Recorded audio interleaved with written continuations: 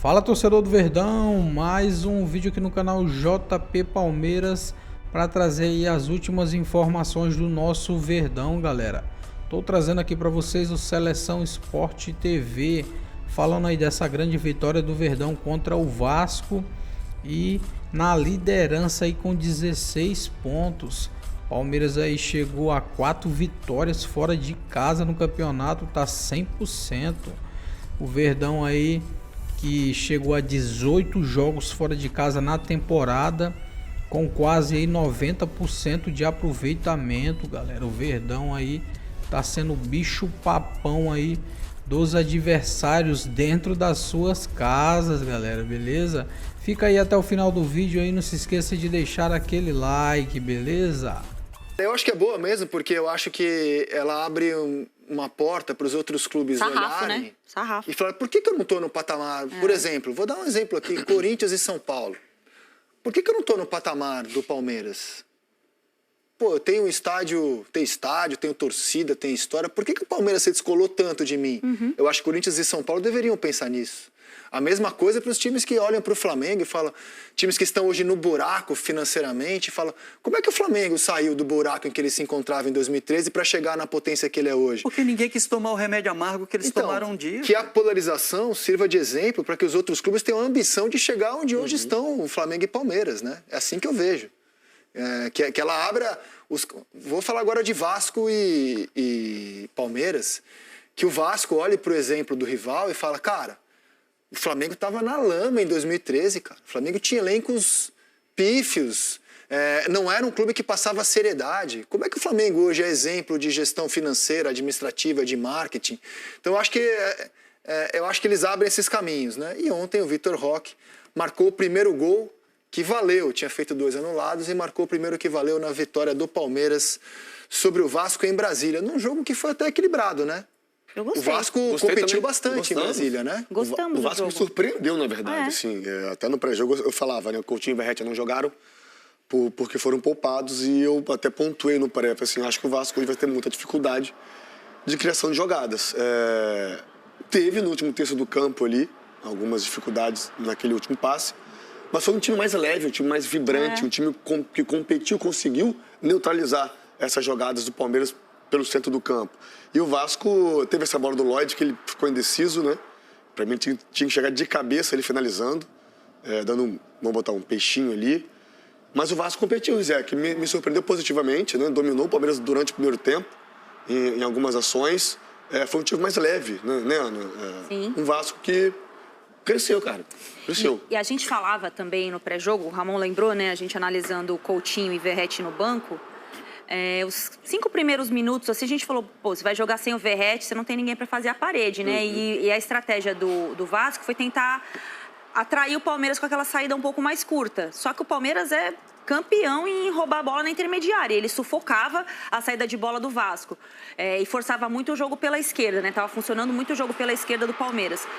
O Felipe, né, a comissão técnica ali, rapidamente fez uma correção, trouxe um volante para sustentar ali na frente do PH e o Vasco ficou um time seguro e começou a jogar com um pouco mais de velocidade, passes mais próximos. E eu acho que as mudanças, no final das contas, mostraram que o Vasco tem jogadores para competir mais. O Lloyd jogou muito bem. O meio-campo estava funcionando muito bem com o Gomora, Cocão. E quem que era o outro, Ramon? O Matheus Carvalho. O Tietê funcionou muito bem. Eles estavam marcando bem, fazendo saída de bola. E o Palmeiras teve sim dificuldade. Agora, num erro, né? De saída de bola, que o Palmeiras já tinha pressionado o tiro de meta algumas vezes durante o jogo, já tinha dificultado, mesmo assim o Vasco seguiu tentando fazer essa saída de atrair o Palmeiras. O Richard Rios, que jogou muito bem, fechou a perna ali do Gumora, e aí o Palmeiras conseguiu fazer o gol, desencantando aí o Tigrinho, né? E o Hugo, que obviamente pela torcida foi criticado, e é normal, né? Bem, né, cara? Tava jogando muito bem, o meio de campo do Vasco, com o Matheus Carvalho, Tietê e Hugo, estavam dando conta, marcando muito bem, fazendo cobertura. No primeiro tempo a gente... eu falo com você no off, o Hugo Moura deu um bote no lado direito de defesa e logo em seguida recuperou a bola na frente da área, fazendo o time andar. O Vasco estava conseguindo jogar. É aquilo, deu o gol, errou contra um time que você não pode errar. Que você errar uma vez, o Palmeiras vai lá e vai fazer o gol. Foi o que aconteceu. Acho que é chovendo molhado falar que Coutinho e Verratti fizeram muita falta. Mais Porque ou já menos. que... Você não acha? Eu acho que sem o Coutinho ontem, o Vasco ficou mais leve, com mais pegada. Eu também Eu queria acho. falar mais do Verratti, então. Perfeito. O Vasco chegou várias vezes. Desculpa, mas eu acho que vale a discussão, tá? É como contar com o Coutinho para manter a intensidade que foi mostrada ontem sem ele. Ok. Eu acho que vale essa linha de pensamento. Mas o Verratti de falta, aí sim, de fato, para mim, ele fez... Foquemos no Verratti. Já que o jogo, embora as chances do Palmeiras tenham tido muito mais qualidade, tem tudo a ver com isso, na minha opinião. O Vasco chegou perto da área do Palmeiras muitas vezes. Já tirou uma bola na linha, pô. Exato. E não tinha o Verratti ali, cara. O Vasco fez uma escolha que agora tá clara. Se alguém tinha uma dúvida lá contra o Corinthians e Itaquera, quando o Verratti também ficou no banco, ontem nem no banco ficou. Quando o Vasco poupou os titulares, a decisão foi do Carille ou do clube? Carille já saiu. Tá claro que é uma postura do clube priorizar a Copa Sul-Americana, né? Tá claro, tá evidente. Que eu acho um erro. Ok. Mas respeito. Mas assim, ontem foi mais que anunciado, né? Sim. Então... Será que é priorizar a Sul-Americana? Porque eles estreiam no Campeonato Brasileiro segurando o time com o time titular na Sul-Americana. Pode ser. Sim. Ele sempre em véspera de jogo da Sul-Americana, com exceção do clássico contra o Flamengo, porque aí eu acho que o Vasco não faria isso mesmo, de amolecer demais contra o Flamengo. Foi assim contra o Corinthians, foi assim contra o Palmeiras, é um padrão. O Vasco está olhando para as Copas e pensando, cara, eu tenho chance de competir mais fortemente nas Copas. Sim. E talvez esteja considerando que o Campeonato Brasileiro será seguro, não vai correr grandes riscos. Eu olho o Campeonato Brasileiro do Vasco e a conclusão é óbvia.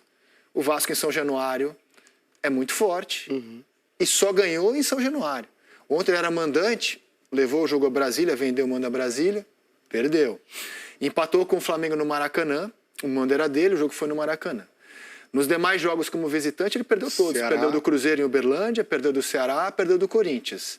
E em casa ele fez as vitórias dele no campeonato. Se a gente puder plugar o campeonato do Vasco, isso vai ficar muito claro para vocês. Ele ganhou do Santos em casa, foi atropelado pelo Corinthians fora, ganhou do Sport em São Januário, perdeu do Ceará fora. Vamos rodada por rodada. Ele empatou com o Flamengo no Maracanã. Ele perdeu do Cruzeiro em Uberlândia e agora, mesmo sendo mandante, levou o jogo a Brasília e perdeu do Palmeiras. Está claro que o Vasco é muito forte em São Januário e quando sai de São Januário sofre. Está claro isso, né? O Vasco tem um ponto acima da zona de rebaixamento. Né? Para mim, zona de rebaixamento é onde estão todos os times que numa única rodada podem ser rebaixados. E o Vasco está na rodada do rebaixamento. Perfeito. Então, Vasco e outros tantos. O campeonato está muito embolado, tudo é muito cedo, mas não dá para dizer que a posição do Vasco é confortável. Pelo contrário, é uma posição de zona de rebaixamento. Exato, exatamente.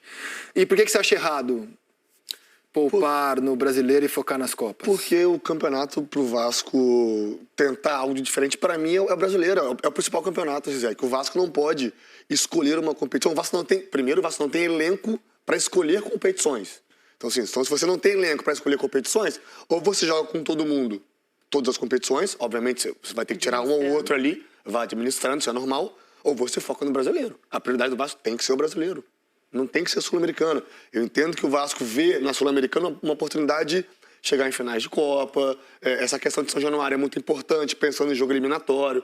O Vasco é muito forte em São Januário, mas o Vasco não tem elenco para hoje priorizar uma competição.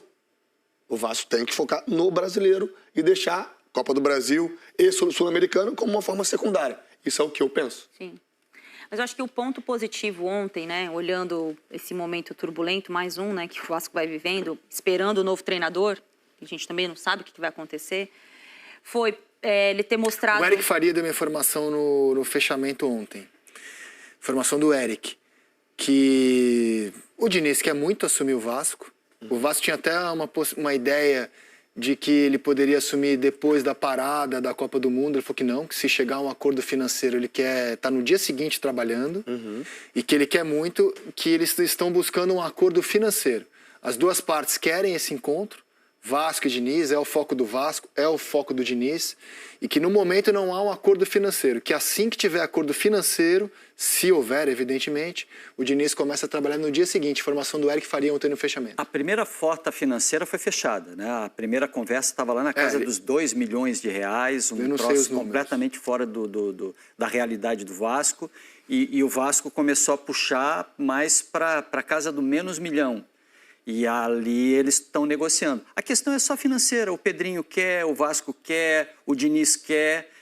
Mas existe eu quero muito uma cobertura de frente para o mar. O que me emperra é só o lado financeiro. Então. Meu desejo está gigante de morar de frente para o mar numa cobertura, assim.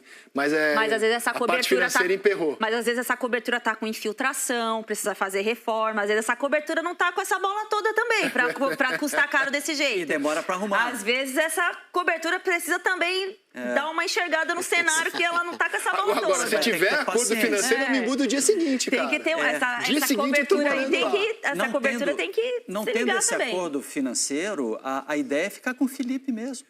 A ideia é ir tocando com o Felipe até que ou surja esse acordo financeiro, porque dificilmente vai pintar um outro nome no mercado que agrade o Pedrinho, em torno do Vasco, as ideias que eles têm. Porque se fosse para isso, não tirava o Carille, cara. Talvez o erro tenha sido essa precipitação. A gente abordou bastante os problemas do Vasco. E eu queria falar do Vitor Roque. Marcou o primeiro gol que valia, mas eu só estava ouvindo elogios ao futebol dele até então. Vocês acham que tem um peso muito grande o fato dele não ter feito gol até então? Muda algo ter feito o primeiro gol que valeu? Porque eu vejo os jogos dele no Palmeiras e eu só vejo o comentarista dizer que ele já vinha melhorando a equipe do Palmeiras. Faltava o gol que valia. Eu acho que ainda não dá para falar que ele é muito diferente do Flaco Lopes. Esse é o ponto.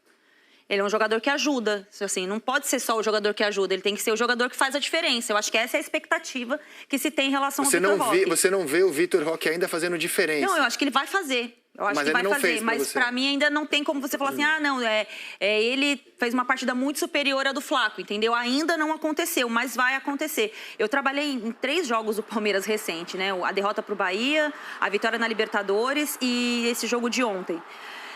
O Abel, eu acho que a grande dúvida da cabeça dele, nem sei se é uma dúvida, mas algo que ele tem trabalhado, é o que ele faz quando cai a criatividade do time no meio-campo. Quando ele tem que depender muito do Estevão e quando ele não pode contar com o Estevão. Quando o Estevão está bem marcado, quando o Estevão tem um pouco mais de dificuldade. Porque ontem o Estevão, quando pega a bola também, né, é aquilo que a gente já conhece. Agora, o que dá para analisar o trabalho do Abel? E entendo que ele fala, não é para elogiar agora. Então não vou te elogiar agora, Abel. Vou segurar a emoção. Eu acho que ainda falta pensar esse meio-campo quando fica travado um pouco mais. O que ele faz? Ele coloca vários atacantes. Ele depende muito dos volantes para serem os criativos. Então, o que acontece? Você tem muito passe da intermediária. A gente viu isso ontem com o Emiliano Martinez, com o próprio Richard Rios. Então, assim, agora o Veiga está voltando para o time. Ele tem o Maurício também à disposição. Eu acho que ainda falta ele trazer esse ponto de criatividade para o meio-campo, além do Estevão. Porque ele tem 2 formas de jogar com o Estevão, ou pelo lado direito ou por dentro. E, às vezes, por dentro, o Estevão fica bem marcado. E acaba ficando sobrecarregado. Então, eu acho que o time é muito competente. O Palmeiras é um time que sabe disputar o Campeonato Brasileiro, voa na primeira fase da Libertadores, mas eu acho que se dá para fazer alguma análise do momento do Palmeiras é essa criatividade no meio campo quando o Estevão está marcado. Paulinho também ainda não pegou conseguiu, no tranco ainda. É normal, claro, muito tempo fora, né? Questão de ritmo. Ontem uma bola ele pegou no segundo tempo, ele poder acelerar e dentro do gol ele decidiu frear. Isso aí mostra muito que, assim, calma, ainda não sou o Paulinho do Galo ainda, estou voltando. Eu acho que até o posicionamento dele, o Abel ainda não conseguiu dar uma ilustrada, né? Ele não é um segundo atacante, mas ele também não é o 10. Então, acho que ele fica meio que perdido ali na companhia do 9. E essa história do acelerar e frear foi a metáfora do Abel ontem, né? Que reclamou muito da pista. Tava ruim. Horrível. Tava a ruim. qualidade da pista. Tava horrível. Você não consegue fazer curvas, Gramado não horrível, consegue fazer cara. nada. Eu tenho um maior cuidado de falar de gramado, porque, né, a gente tá vendo pelo monitor, então, assim, às vezes você tem uma impressão e é a outra, mas eles iam cobrar o escanteio, só subia terra, cara. Um monte de terra. Não é de hoje, né? O Mané Garrincha tem um gramado ruim mesmo. Sim. É um palco maravilhoso, né? Um palco Estádio incrível, lindo. estádio lindo, Não, caríssimo. Tem uma cena em câmera lenta do Caríssimo. Estevão Isso eu na achar um linha de barato fundo. aí nessa linha aí de Copa Você do lembra Mundo. daquela cena do Estevão na linha de fundo, quando ele vai cruzar para trás e sai cavando É? um monte de Isso. areia ao redor dele? Mas o gramado é muito ruim, cara. Prejudica Não é de muito, hoje, muito ruim. Vamos ouvir o Abel Paz e Amor. Abelzinho Paz e Amor. Abelzinho Paz e Amor. Doce, cara. Sobre o Vitor Roque e sobre o Estevão. Vocês estão preparados para se despedir do Estevão? Eu não tô, cara. Vai durar pouco. Daqui a pouco ele vai embora. E o Abel falou sobre os 2 jogadores dele. Dá uma olhada. Uma das funções do treinador é ajudar os jogadores a evoluir e mesmo em momentos difíceis na sua travessia, o treinador tem que estar lá para ensinar, para deixá-los de fora, mas ao mesmo tempo para lhes dar carinho. Isto acontece com todos os jogadores e sobretudo os mais jovens. E a expectativa é, pois, mas o Vitor Roque custou não sei quanto, ele tem que chegar aqui. Não, ele é um moleque espetacular, é um miúdo humilde, é um miúdo que trabalha, é um miúdo que deu um passo atrás para no futuro dar 3 passos à frente. Mas é preciso ter essa paciência. E o Vitor Roque é isso, é calma, paciência. É um moleque que ainda vai ter pela frente 10, 15 anos, ainda nos vai ajudar muito. Entendo a cobrança de uma parte, então é preciso que ele entenda isso. O clube acredita nele muito, porque foi uma contratação, já vou dizer, não foi minha, foi da Presidente. Eu disse, Presidente, para essas contratações não me pergunte, vá lá e traga. Depois nós fazemos aqui o resto. Ajudamos, educamos, ensinamos. O Estevão, ele participa da maioria das jogadas que resultam em gol do Palmeiras. Visando uma saída dele, é notável uma movimentação no ataque mais diversificada. Uma hora, 2 atacantes por dentro, outra hora, 2 atacantes por fora, jogando aberto, infiltrado. Isso já seria uma projeção do Palmeiras com o Vitor Roque e Paulinho? Não me faça essa pergunta. Eu não quero pensar nisso. Imaginem que era com uma pista top. Imaginem com a pista do Nou Camp, que vocês viram o jogo entre o Inter de Milão com o Barcelona. Imagina numa pista daquelas, aquele tapete, né? Imaginem, conseguem imaginar? Se tiverem todos tiverem um bocadinho de paciência, não é? O treinador para onde ele for, a equipa para onde ele for. Mas eu não vou continuar, porque senão ele vai ficar com o ego ainda mais inchado e eu não quero. Mas também não quero muito pensar nisso. Quando chegar à altura dele ir embora, acho que é um prémio para todos nós que estamos aqui, para o treinador, para o staff, para a direção, para a formação do Palmeiras. Não é o primeiro, não é o segundo, não é o terceiro, nem vai ser o último. Eu não prometo que no final vou fazer a minha seleção, no dia que eu me for embora, dos jogadores que nós ajudamos aqui a ver se eu consigo fazer uma equipa com estes jogadores todos que nós em conjunto vendemos. Mas não quero muito pensar nisso. Quando chegar a esse problema, eu vou resolvê-lo como eu e todo o staff, como sempre fizemos. Vamos, como eu disse, desfrutar, mesmo com uma pista cheia de buracos, desfrutar de tudo o que ele faz. Abelzinho Paz e Amor, Paz e Amor. Só o adendo, o jogo não foi no Camp Nou, foi no Estádio Olímpico. O Camp Nou tá fechado, foi no Estádio Olímpico, mas não muda nada. O gramado, como em qualquer grande palco da Europa, é uma excelente pista, ao contrário das pistas horrorosas que a gente tem aqui. Que, aliás, a gente fala muito de técnico da seleção brasileira, a gente perde muito tempo com esse assunto. Esse deveria ser um tema caríssimo à CBF, Com né? certeza. Gramados do Campeonato Brasileiro. Com certeza, né? é isso. Gramados. Essa é a função da CBF. Perfeito, mas nesse momento a gente só fala de técnico, mas essa deveria ser organizar uma prioridade o campeonato. zero, né, cara? Gramados do Campeonato Brasileiro.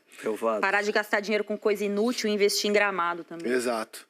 O que ele falou sobre o Vitor Roque, não sei se as pessoas conseguem voltar no tempo. Quando o Vitor Roque saiu do Brasil, ele era tido como uma promessa do nível do Endrick, assim, um jogador bombástico, jogador de Copa do Mundo, de seleção brasileira. É que ele não vingou na Europa. Tá voltando agora, foi muito mal, não conseguiu sucesso no Barcelona e tal. Mas ele era tratado nesse patamar ali de Endrick, de joia rara, né? A ver se ele retoma esse status, assim, porque é jogador, se retomar esse status, é mais um na briga para a seleção brasileira.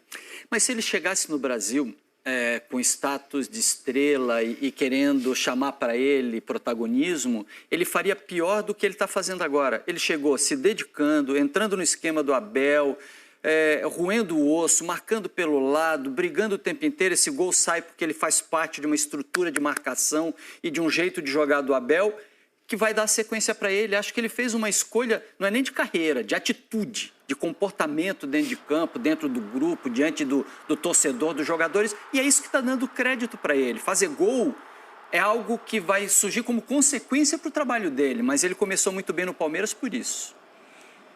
Eu acho que ele melhorou o time. E eu opino, inclusive, que o Flaco melhorou com a concorrência. Tô vendo o Flaco jogar Tá mais melhor. leve. Desde a Tanto que tem chegada mais do gol, Vitor né? Roque. Né? Apesar Mais do Flávio ter leve. perdido um gol ontem aqui no Sim, mas tá tendo que correr também. atrás. Agora a concorrência é pesadíssima, né? Não, mas acho que o Vitor Roque também, ele ajudou muito a questão tática do time também. Ele chegou também no nível físico melhor do que os outros, né? Ele estava meio de temporada, isso impacta também nessa adaptação dele, mas é um jogador que o gol era consequência, daqui a pouquinho era questão de tempo.